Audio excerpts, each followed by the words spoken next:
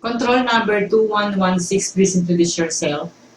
My name is Riley J. Donor, 33 years old, Catholic. I'm married and I had one son, 9 years old.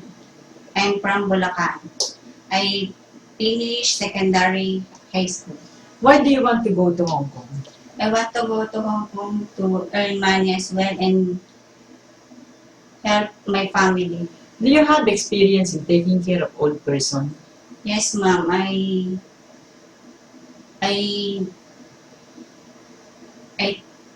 I give them bath and give them food. How about newborn babies and children? Do you have experience? Yes, I change them diaper, give them milk and vitamins.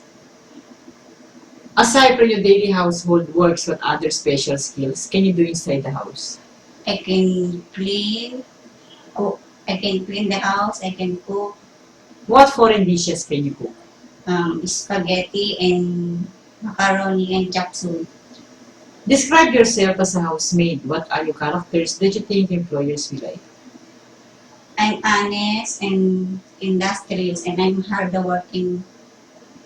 During misunderstanding with your employer, what do you do? I apologize to her and say sorry. Describe your relationship with your past and present employer. How do they treat you? They are good to me and they treat me as their family. Message for your future employer. Good day, sir, ma'am. Please choose me.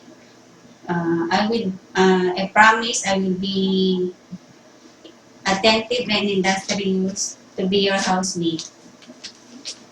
Thank you.